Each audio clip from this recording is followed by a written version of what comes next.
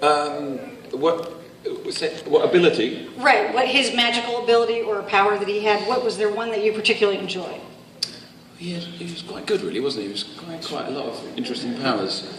But of course, how everything backfired, the way that you created the character, Jim, it's like he could do all this stuff, but of course everything breaks around him, and just the general idea of, he's such a reluctant, I think that's what I enjoyed about portraying the character, was that he was such a reluctant hero in my mind. And it's like, do I really have to save the world? I suppose I can, and I guess I should. And that whole element was always a lot of fun to play. So that doesn't really answer your question, but it's what came to my mind just then. So in other words, any of the powers reluctantly used, right? Yeah. Oh, that bracelet was handy. Oh, yeah, that I remember that. That saved the day once or twice. And Jim, was there something that was an aspect that was in the show that didn't actually show up in the books that you particularly enjoyed? It's going to get controversial. No. One of the things about it was, there's got to be some translation when you take it from a book to a television series, especially a television series, because there's much more limits in terms of the budget.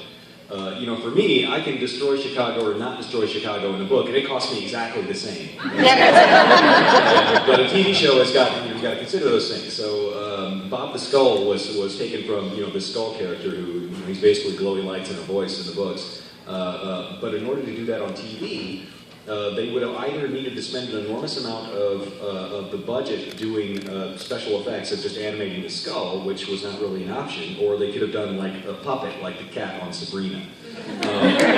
Not a good idea. Yeah. Nothing against Sabrina. So instead they decided to embody Bob the Skull, and they had Terrence Mann playing. I wasn't sure how I felt about that, but by the time I seen the first couple of episodes, and by the time I met Terrence Mann, I was kind of sold on it, because Terry was a really great guy, because he did such a good job with the role. So I think that was, as far as changes go, I think that was the one that surprised me about how much I really enjoyed it. Can I just ask, Jim, was in the pilot, when we shot the pilot initially, there was no Terrence, was there? It was just the skull. No, there was no Terrence, it was just the skull. Yeah. And then they decided, no way, it's going to cost too much to cause that. So in the original pilot, the actual shots with Bob the Skull in it just have like this green cylinder. And a voice coming out of it, but just a green cylinder that says temporary shot, and it never became anything else. It's just a green cylinder. So what did we do? Did we pick up shots later on with a human being? They edited it down, and they wrote his part out of it, which made it much more confusing. But the episode that was originally was a 2-hour pilot, and they edited it down to a 1-hour episode. And then showed it 8th, I believe. Yeah, I think they mostly concentrated on making sure that he got to kiss Murphy. And that was He got to kiss Murphy? Yeah, you got to kiss Murphy, yeah. Oh, me, okay. Did Bob kiss her?